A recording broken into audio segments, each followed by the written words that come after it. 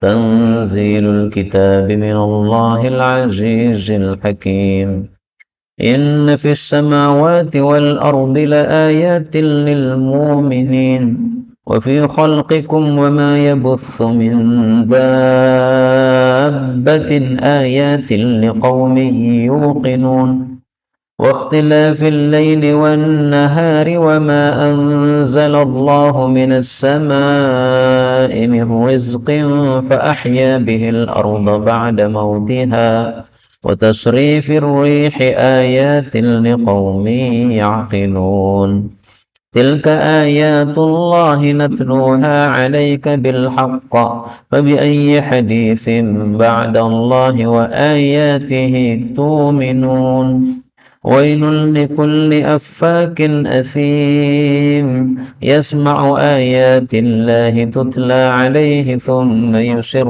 مستكبرا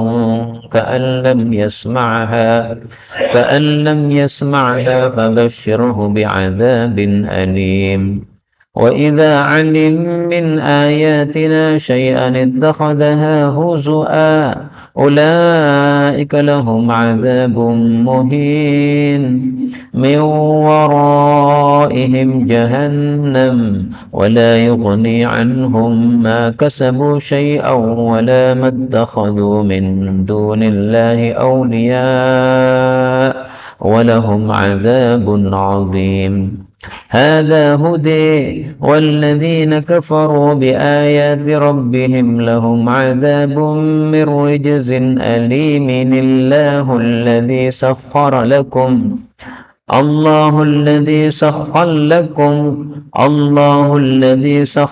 لكم البحر لتجري الفلك فيه بأمره ولتبتغوا من فضله ولعلكم تشكرون وسخر لكم ما في السماوات وما في الأرض جميعا منه إن في ذلك لآيات لقوم يتفكرون الحمد لله رب العالمين اللهم ارحمنا بالقرآن آمين.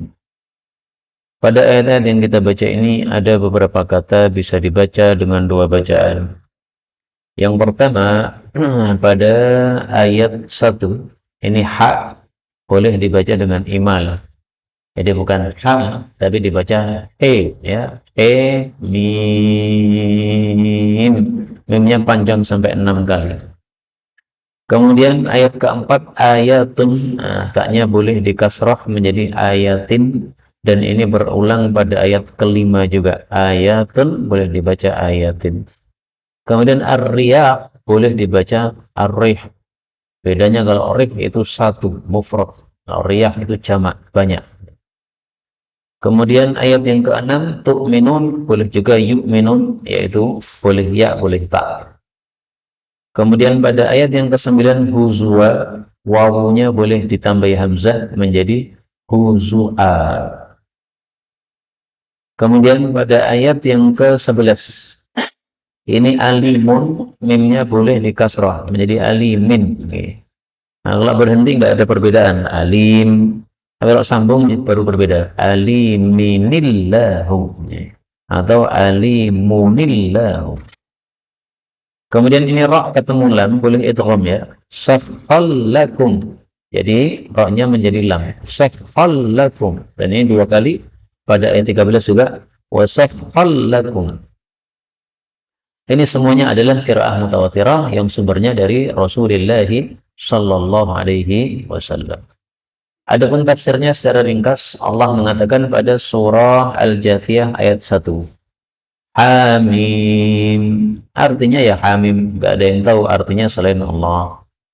Tanzilu, diturunkan Alkitab, kitab ini yaitu Al-Quran, minallahi, dari Allah, Al-Aziz, yang maha gagah, Al-Hakim, yang maha bijaksana. Kaum muslimin rahimani wa rahimakumullah, surat-surat yang dimulai dengan Hamim disebut surat-surat Hawamim. Dan sudah kita jelaskan kemarin perkataan Ibnu Mas'ud. Beliau mengatakan Al-Hawamim dibajul Quran. Surat-surat Hamim adalah hiasan bagi Al-Quran. Karena isinya, kandungannya sangat indah, sehingga disebut sebagai hiasan Quran. Ini bukan sabda Nabi, tapi perkataan Ibnu Mas'ud. Kalau hamim ini kita tidak tahu artinya. Yang tahu artinya hanya Allah. Lantas apa fungsinya Allah menurunkan ayat yang kita tidak paham artinya? Fungsinya adalah lil mu'jizah, untuk mukjizat. Bagaimana itu? Seolah-olah Allah mengatakan kepada orang-orang Arab, wahai orang-orang Arab, huruf-huruf Quran sama dengan huruf yang kalian pakai. Ada ha, ada mim, ada alif, ada lam, ada mim. Tapi kalian disuruh untuk mendatangkan Quran seperti Quran yang dibawa Muhammad. Kalian nggak bisa. 10 surat saja nggak bisa. 1 surat saja nggak bisa. Ini berarti mukjizatnya Quran. Buktinya kalian tidak bisa menandingi Quran. Berarti ini pasti datangnya dari Allah Subhanahu wa Ta'ala, bukan dari Nabi Muhammad sallallahu alaihi wasallam. Makanya para ulama mengatakan setelah ayat-ayat yang seperti ini, Hamim, Alif Lam Mim dan sebagainya, itu pasti Allah bicara tentang Quran. Dan di sini terbukti Allah bicara tentang Quran. Tanzilul kitab minallahil azizil hakim. Kemudian Allah Subhanahu wa Ta'ala mengatakan, inna sesungguhnya fis samawati, di dalam langit-langit, wal ardi dan bumi, la ayatin, sungguh ada tanda-tanda kekuasaan Allah, lil mu'minin, bagi orang-orang yang beriman. Jadi bagi orang-orang beriman, melihat langit dan bumi itu sudah cukup mengetahui Allah Maha Kuasa. Sehingga apapun yang Allah beritakan kita percaya. Orang-orang kafir tidak cukup bagi mereka. Mereka sudah mengetahui adanya langit yang 7, mengetahui adanya bumi yang sangat besar ini dengan penuh keindahannya, keelokannya. Tapi tidak cukup tahu bahwa Allah Maha Kuasa. Sehingga mereka ketika diberitahu bahwasanya Allah itu mampu menghidupkan manusia setelah mati, mereka mengatakan, mana mungkin, sudah jadi debu kok bisa hidup lagi. Mereka nggak percaya. Nah, maka Allah turunkan ayat ini. Bagi orang-orang beriman, melihat langit dan bumi sudah cukup sebagai tanda kekuasaan Allah Subhanahu wa Ta'ala. Karena langit bumi yang sangat indah ini, dengan jumlah bintang yang tak terhitung, tapi nggak pernah ada tabrakan. Apakah itu tidak cukup menunjukkan kekuasaan Allah? Nah, kalau Allah Maha Kuasa, berarti apapun bisa dilakukan oleh Allah, termasuk menghidupkan orang setelah mati. Kemudian Allah mengatakan, wa fi khalqikum, dan di dalam penciptaan kalian, wahai manusia, wa ma yabuthu, dan apa yang Allah tebarkan, min dabbatin, dari binatang melata, ayatun, itu juga ada tanda-tanda kekuasaan Allah, liqaumi yu'minun, bagi kaum yang yakin kepada Allah Subhanahu wa Ta'ala. Tadi disebutkan iman, sekarang disebutkan yakin. Apa bedanya yakin sama iman? Ibnu Mas'ud mengatakan, al-yakin al-imanu kulluh. Yang disebut yakin itu adalah iman total. Nah, maka iman naik lagi namanya apa? Yakin. Ya. Jadi iman kalau sudah total itu disebut sebagai yakin. Nah, maka di sini Allah menegaskan, penciptaan kalian wahai manusia itu juga menunjukkan kekuasaan Allah. Coba kamu manusia mikir, asalmu dari apa? Dari air mani, laki-laki, masuk pada rahim ibu, kemudian membuahi, akhirnya jadi janin, akhirnya lahir, kecil, anak bayi, lemah, akhirnya jadi manusia, kuat. Ini apa tidak cukup menunjukkan kekuasaan Allah? Sehingga kita orang-orang beriman ini kadang-kadang merasa heran terhadap orang-orang kafir.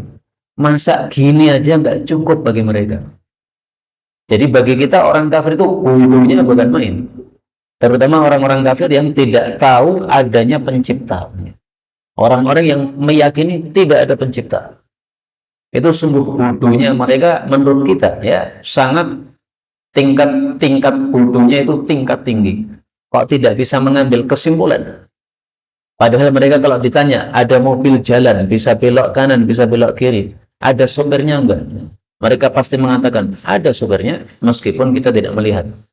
Nah, kalau mobil kecil saja kamu percaya ada sopirnya, bagaimana dengan alam semesta nggak ada sopirnya? Bagaimana? Nggak mungkin. Ya. Maka ayat ini, ayat keempat ini mirip dengan ayat Allah di dalam surat Fussilat ayat 53. Allah mengatakan, "Sanurihim ayatina fil afaq wa fi anfusihim." Kami akan tampakkan kepada mereka tanda kekuasaan kami di penjuru-penjuru dunia dan juga pada diri mereka. Pada diri mereka Allah akan tampakkan maha kuasanya Allah Subhanahu wa taala. Contohnya, kita malam hari pasti ngantuk, nggak bisa menolak. Siapa yang membuat ngantuk itu? Allah Subhanahu wa taala. Nah, itu sudah cukup tanda kekuasaan Allah. Kita sakit padahal sudah minum obat, merasa mau sakit sudah minum obat, tapi jatuh sakit juga. Tanda kekuasaan Allah. Berarti kita nggak bisa menolak apapun yang dikehendaki oleh Allah Subhanahu wa taala. Kemudian ayat yang kelima Allah mengatakan waqtilafil lail, dan bergantinya atau perbedaannya al-lail wan nahar, siang dan malam, malam dan siang. Wa ma anzalallahu, dan apa yang Allah turunkan minas sama'i, dari langit, mir rizqin, berupa rizqi, yaitu air hujan. Fa ahya bihi, lalu Allah menghidupkan dengannya al-ardha, bumi, ba'da mautiha, setelah matinya bumi. Wa tasrifir riyah, dan di bolak-balikkannya angin. Ayatun, itu adalah tanda-tanda kekuasaan Allah, liqaumin, bagi kaum, ya'qilun, yang mereka berakal. Jadi salah satu tanda kekuasaan Allah adalah ikhtilaf, pergantiannya malam dan siang. Kata-kata ikhtilaf ini ada dua tafsiran, dan dua-duanya sama-sama benar. Tafsiran yang pertama, pergantiannya malam dan siang. Datang malam, setelah itu siang. Besok malam lagi, kemudian siang lagi. Tafsiran ini semakna dengan kalam Allah di dalam Al-Quran pada surat Al-A'raf ayat 54. Yughshil lailan nahar, Allah tutupkan malam kepada siang, yatlubuhu hafifa, maka dia membuntutinya dengan cepat. Malam dibuntuti siang, siang dibuntuti malam, terus bergantian. Tafsiran yang kedua, ikhtilaful lail wan nahar, itu adalah perbedaan malam dan siang. Maksudnya, malam dan siang ini kan 24 jam. Nah, kadang-kadang malamnya lebih panjang, kadang-kadang siangnya lebih panjang. Kalau malamnya 11 jam, berarti otomatis siangnya 13 jam. Karena apa? Ada 24 jam. Nih, dibagi dua. Tafsiran seperti ini semakna dengan kalam Allah pada surat Ali Imran ayat 27. Allah katakan, tulijul laila fin nahar. Engkau memasukkan bagiannya malam kepada siang. Berarti siangnya lebih panjang. Kenapa? Bagiannya malam dimasukkan, digabungkan pada siang. Berarti siangnya lebih panjang. Wa tulijun nahara fil lail, dan engkau memasukkan siang pada malam. Berarti malamnya lebih panjang. Ini misalnya 24 jam, nah ini siang 12, malam 12 jam. Tapi sebagiannya siang dimasukkan ke malam. Berarti apa? Malamnya lebih panjang. Nah, itu makna kedua dari ikhtilaful lail wan nahar. Perbedaan malam dan siang. Itu tanda kekuasaan Allah. Kita nggak bisa ngatur Allah. Ya Allah, dipaskan aja 12-12. Atau pas Ramadan kita katakan, ya Allah siangnya 10 jam aja, atau 5 jam aja, supaya cepat puasa. Nggak bisa. Allah yang ngatur. Kita hanya taat sama Allah. Kemudian di sini Allah sebutkan air hujan dengan istilah rizki. Kenapa air hujan disebut rizki? Karena air hujan menyebabkan tumbuhnya rizki. Misalnya tanaman-tanaman, itu adalah rizki bagi kita. Allah Subhanahu wa ta'ala menyebutkan di dalam Al-Quran pada surah Al-Baqarah ayat 22. فَأَخْرَجَ بِهِ مِنَ الثَّمَرَاتِ رِزْقًا. Lalu Allah keluarkan dengan air hujan tadi buah-buahan sebagai rizki. Nah, berarti air hujan disebut rizki karena air hujan mendatangkan atau menyebabkan keluarnya rizki. Allah menghidupkan dengan air hujan tadi bumi setelah matinya bumi. Yang dimaksud matinya bumi adalah keringnya bumi. Kering, nggak ada tanaman. Nah, begitu turun hujan jadi hijau. Ini ada pohon mati, tidak ada daunnya. Begitu turun hujan muncul daun. Itu maksudnya menghidupkan setelah mati. Maka tafsirannya sama dengan ayat yang lain. Pada surat Al-Hajj ayat 5 Allah mengatakan wa taral arda hamidah, engkau lihat bumi itu kering kerontang. Fa idza anzalna 'alaiha al-ma'a ihtazzat wa rabat wa ambatat, kalau kami turunkan air hujan maka tiba-tiba memberikan tumbuhan-tumbuhan. Ini adalah maha kuasanya Allah Subhanahu wa taala.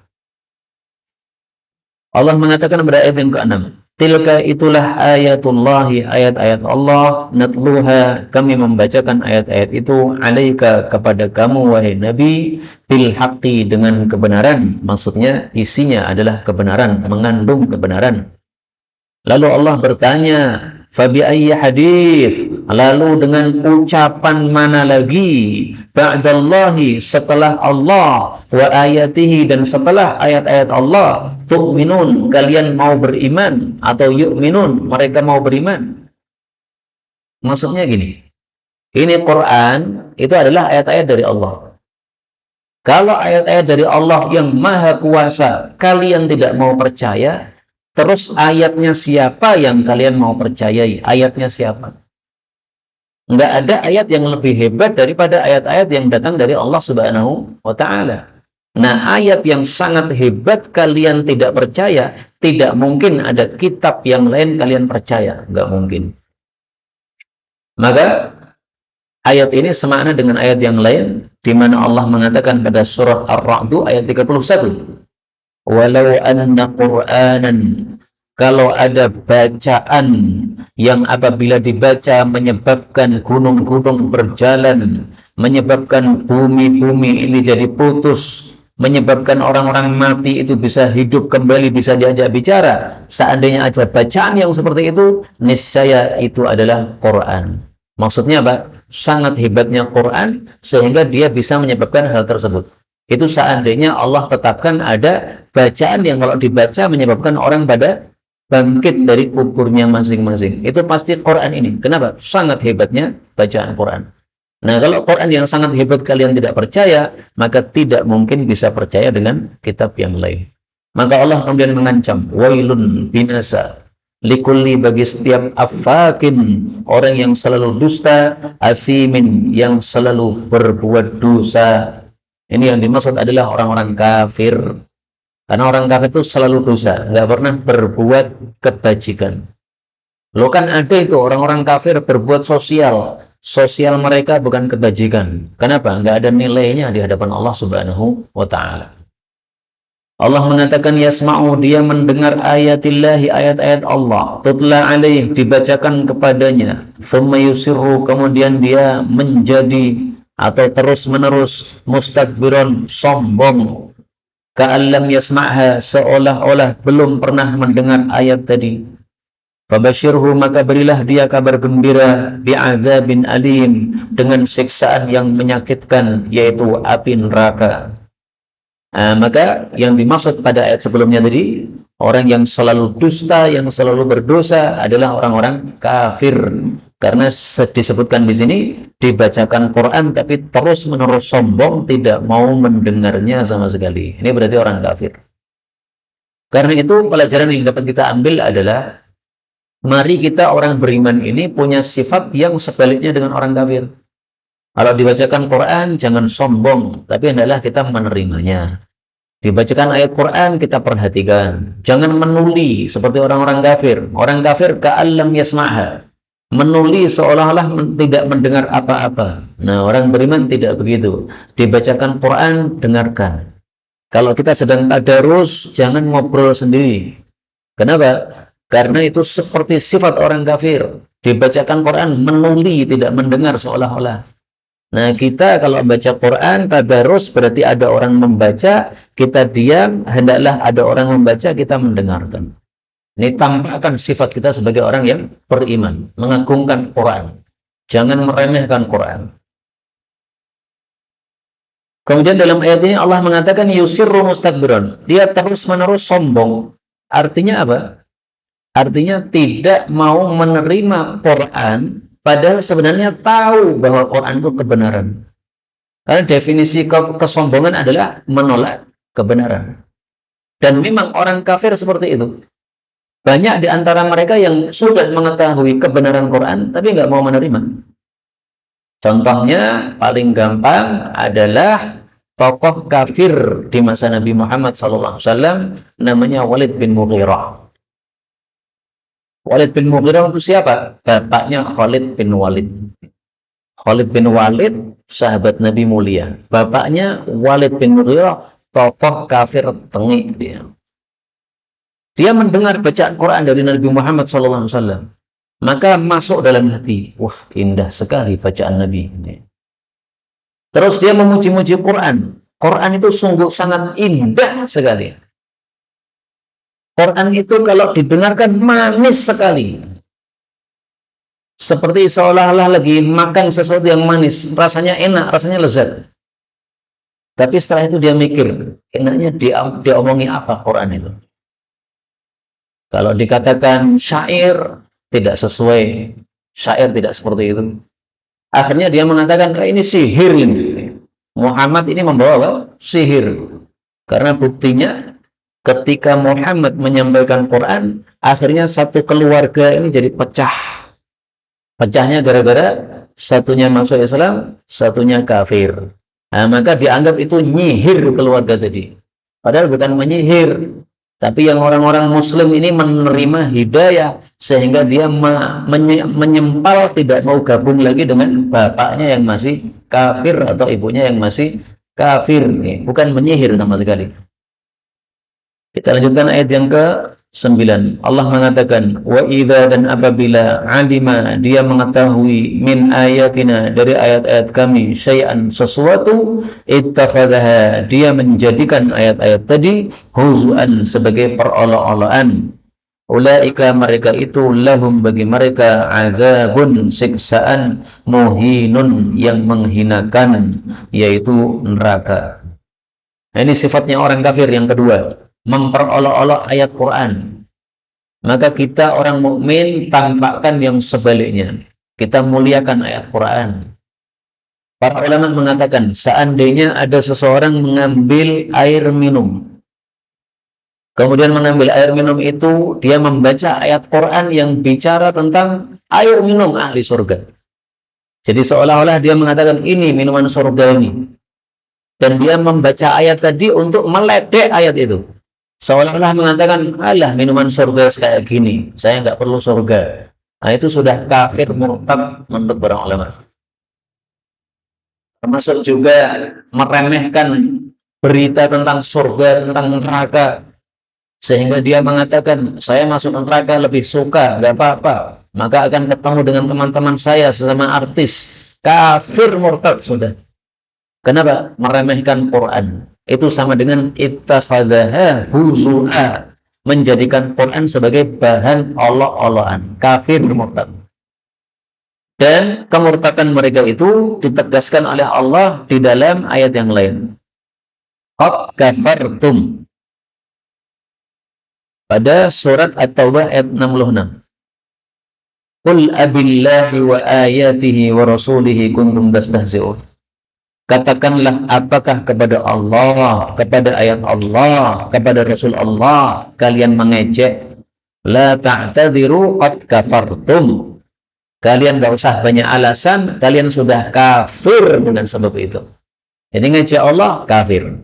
Ngejek Rasul, kafir. Ngejek ayat-ayat Quran, kafir. Ngejek berita-berita yang disebutkan dalam ayat-ayat Quran seperti surga neraka, kafir sudah. Meskipun masih sholat, tetap kafir karena murtad. Kemudian Allah mengatakan, min waraihim, di belakang mereka, jahannam, ada neraka jahannam. Wala yughni, dan tidaklah berguna, anhum, bagi mereka, ma kasabu, apa yang mereka usahakan, syai'an, sedikit pun. Wala, dan tidak pula, mattakhadhu, apa yang mereka jadikan, min dunillah, selain Allah, awliya, sebagai pengurus-pengurus mereka atau wali-wali mereka. Walahum, dan bagi mereka, azabun, siksaan, azimun, yang besar.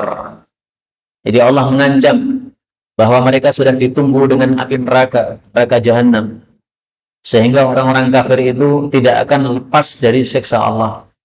Kalau di dunia Allah belum kirim siksa, tunggulah bahwa masih ada alam kubur, pasti kena siksa. Dan setelah alam kubur, maka min waraihim jahannam. Di belakang mereka, setelah alam kubur maksudnya, masih ada siksaan berikutnya lagi, yaitu neraka jahannam. Na'udzubillahi min syarri dzalik. Dan sudah sering saya jelaskan bahwa jahannam itu artinya dari sisi bahasa Arab, artinya adalah sangat dalam. Nah, dalamnya neraka jahanam sudah sering kita sampaikan, tapi kita baca lagi hadisnya supaya semakin hafal hadisnya. Khalifatin.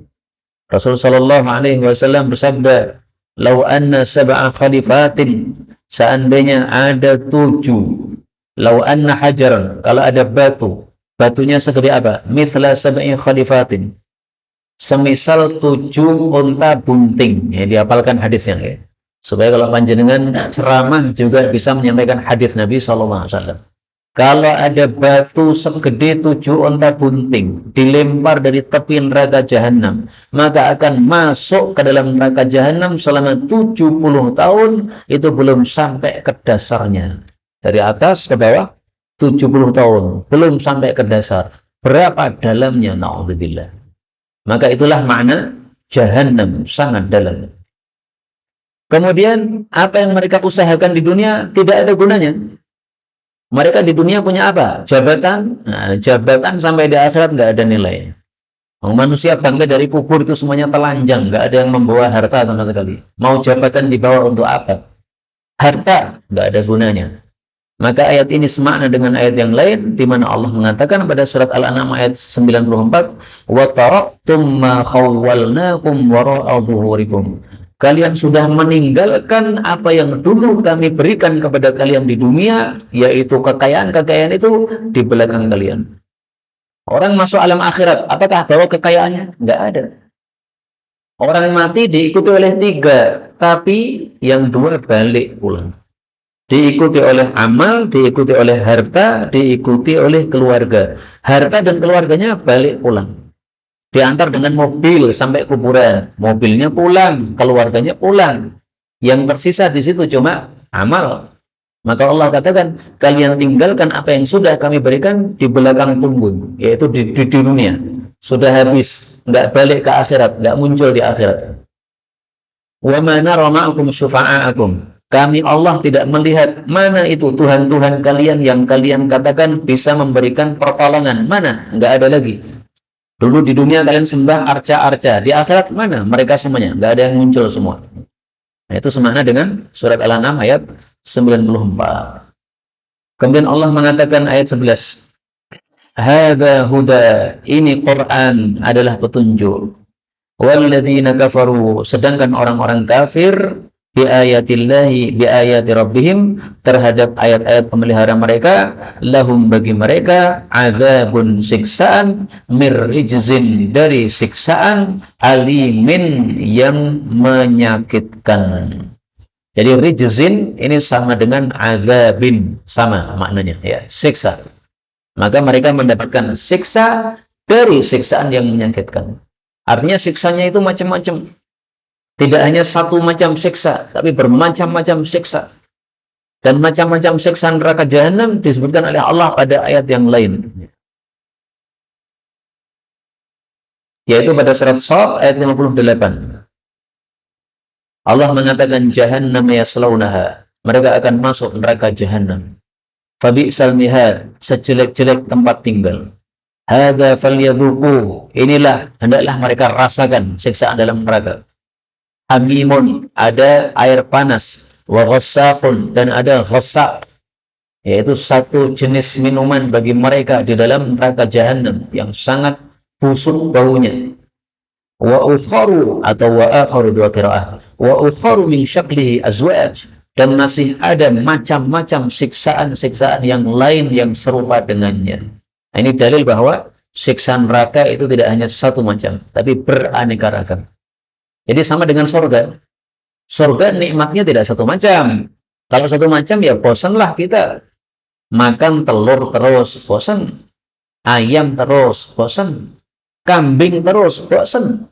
Enaknya berganti-ganti, beraneka ragam, variasi. Nah, siksa neraka juga begitu, na'udzubillah. Siksanya apa? Bervariasi macam-macam. Maka Allah mengatakan di sini, mereka mendapatkan siksaan dari siksaan yang menyakitkan. Kemudian Allah mengatakan, Allah itu alladzi dzat yang sakhara telah menundukkan lakum bagi kalian al-bahra laut. Sehingga apa? Sehingga litajriya supaya berlayar al-fulku kapal fihi pada laut. Biamrihi dengan perintah Allah atau dengan izin Allah. Walitabtaghu dan supaya kalian mencari min fadlihi karunia Allah. Wala'allakum dan supaya kalian tashkurun bersyukur kepada Allah Subhanahu wa taala. Ini salah satu tanda kekuasaan Allah, adanya laut. Laut itu kan airnya sangat dahsyat itu. Tapi oleh Allah ditundukkan untuk manusia. Kalau Allah tidak menundukkan laut untuk manusia, laut ini bisa tumpah ke daratan sehingga manusia nggak ada yang hidup sama sekali. Tapi oleh Allah dibikin laut itu tidak tumpah ke daratan. Kalau kita perhatikan bumi yang bulat ini kan lebih banyak air daripada daratnya kan. Nah, maka Allah sangat mampu seandainya air yang lebih banyak daripada darat itu kemudian mengalahkan darat sehingga habis total semuanya. Bisa, tapi Allah nggak melakukan. Allah suruh laut tenang, kamu tenang di tempatnya, sehingga tidak mengganggu orang-orang darat. Ada satu hadis meskipun dhaif, tapi bisa kita ambil pelajaran tentang laut. Tulis wal bahru ma min lailatin laisa min lailatin, tidak ada satupun malam illa wal bahru yushrif, kecuali laut itu nongol fiha pada malam tadi salatha marat, 3 kali nongol dia. Untuk apa dia nongol? Yasta'dzinullah, dia minta izin sama Allah, ayyan tadhiha alaikum, supaya dia menumpahkan airnya kepada manusia. Manusia ini kan ahli maksiat, setiap saat melakukan apa? Maksiat. Di darat ini apakah ada 1 detik nggak ada maksiat? Saya yakin pasti ada yang maksiat. Nah, perempuan-perempuan membuka auratnya kan maksiat itu. Kemudian kita lewat, kita memelototi itu juga apa? Maksiat itu. Nah, maka maksiat itu setiap saat ada. Maka wajar kalau laut itu marah. Ya Allah, itu manusia-manusia ahli maksiat. Saya tumpahi air saja supaya hancur semua. Fayakuffahullah, maka Allah menahan laut. Dalam riwayat yang lain disebutkan, wahai laut, itu hamba-hambaku yang menciptakan aku. Kamu nggak usah ngurus. Yang ngurus saya saja. Saya maha rahmat, saya masih rahmati mereka. Ini hadisnya riwayat Imam Ahmad, derajatnya memang apa? Dhaif. Tapi seandainya terjadi seperti ini, masuk akal. Wajar lautnya marah. Karena laut melihat manusia apa? Ahli maksiat. Sehingga pengen untuk menyerang mereka. Karena melihat manusia tidak mau taat kepada penciptanya, yaitu Allah Subhanahu wa ta'ala. Nah, itu salah satu contoh sakhkhara lakumul bahr. Allah menundukkan bagi kita laut, sehingga lautnya tidak menumpahkan kepada kita. Nah, demikian juga karena laut ditundukkan oleh Allah sehingga tajriyal fulku, kapal bisa berlayar. Kalau tidak ditundukkan oleh Allah, kapal nggak bisa berlayar. Padahal kapal ini bendanya kan berat dari besi, kok bisa terapung? Itu kalau bukan Allah tundukkan nggak akan terjadi, pasti akan tenggelam. Tapi karena ditundukkan oleh Allah, jadilah terapung seperti itu. Kemudian supaya kita mencari karunia dari Allah. Ini menunjukkan bahwa di laut itu kita mendapatkan karunia. Maka kalau panjenengan kelaparan tidak punya makanan sama sekali, yakin saya datang ke laut pasti dapat makanan. Dalilnya ayat ini. Walitabtaghu min fadlihi. Dan itu sudah terbukti oleh orang-orang yang naik kapal mereka, kemudian lemparkan jaring yang besar, begitu diambil, Masya Allah, masuk ke dalam situ ikan nggak bisa dihitung, jumlahnya sangat banyak. Di dalam ayat yang lain Allah mengatakan tentang makanan laut, uhilla lakum saydul bahri wa ta'amuh. Dihalalkan bagi kalian buruan laut dan makanan laut. Surat Al-Maidah ayat 96. Buruan dan makanan, apa bedanya? Kalau buruan itu yang masih hidup, Kita jaring, kemudian kita dapat masih hidup. Itu halal bagi kita. Silahkan. Itu enggak termasuk zalim sama ikan. Enggak. Memang diciptakan untuk kalian. Adapun makanan laut itu maksudnya adalah yang sudah mati, yang sudah bangkai. Juga dihalalkan oleh Allah. Sehingga kalau kita mancing ikan enggak dapat, tapi tiba-tiba ada ikan bangkai, ikan mati di depan kita, sudah ngapung. Silahkan diambil, goreng, enggak ada masalah. Yang masih hidup halal, yang sudah bangkai juga halal. Ini adalah karunia Allah kepada kita. Maka disebut fadlihi, karunia Allah. Maka karunia Allah hendaklah tashkurun, disyukuri. Terakhir ayat 13. Allah mengatakan, wasakhkhal lakum, dan Allah menundukkan bagi kalian ma fis samawati, apapun yang ada di langit-langit, wa ma fil ardi, dan apapun yang ada di bumi, jami'an, semuanya itu minhu, dari Allah. Inna fi dzalika, sesungguhnya dalam hal itu, la ayatin, sungguh ada ayat-ayat tanda kekuasaan Allah, liqaumi yatafakkarun, bagi kaum yang berfikir. Maka marilah kita termasuk orang-orang yang berfikir tentang ciptaan-ciptaan Allah Subhanahu wa taala, niscaya kita akan mengetahui maha kuasanya Allah Subhanahu wa taala. Sebagaimana sabda Nabi sallallahu alaihi wasallam, beliau mengatakan, tafakkaru fi alaillah. Berfikirlah kalian tentang nikmat-nikmat Allah. Wala tafakkaru fillah. Jangan mikir tentang Allah. Otak kita nggak cukup untuk mikir masalah Allah. Allah itu gaib, nggak pernah terlihat oleh kita, nggak bisa dipikir. Demikian juga Rasulullah bersabda, tafakkaru fi khalqillah. Berfikirlah tentang makhluk Allah. Kalau ada tanaman tumbuh, kita disuruh melihat, memperhatikan. Dari kecil menjadi besar, ini tanda kekuasaan Allah. Kemudian muncul buah, awalnya hijau, tiba-tiba ada yang ngecat, jadi merah, dikit-dikit, akhirnya merah semuanya. Ini semuanya tanda kekuasaan Allah. Kita disuruh oleh Allah untuk memperhatikan. Jadi kalau kita punya tanaman di rumah, mari kita perhatikan sambil menghayati maha kuasanya Allah. Yang menyuruh bukan saya, yang menyuruh Allah. Panjenengan bisa lihat pada ayat yang lain, pada surat Al-An'am ayat 99. Unzuru ila thumurihi idza athmara wa yan'i. Lihatlah kepada buah-buahannya ketika berbuah, dan lihatlah kepada matangnya. Dari hijau menjadi merah, berjalan dikit-dikit merahnya itu. Nah, itu suruh melihat kita. Melihat dalam rangka apa? Mengetahui kekuasaan Allah Subhanahu wa taala, sehingga akan semakin mengagungkan Allah, semakin mengetahui siapa Allah, sehingga kita akan bisa beribadah kepada Allah dengan lebih baik lagi. Inilah yang dapat kita sampaikan, benarnya dari Allah. Kalaupun ada salahnya, fa astaghfirullahal azim li wa lakum, walhamdulillahi rabbil alamin.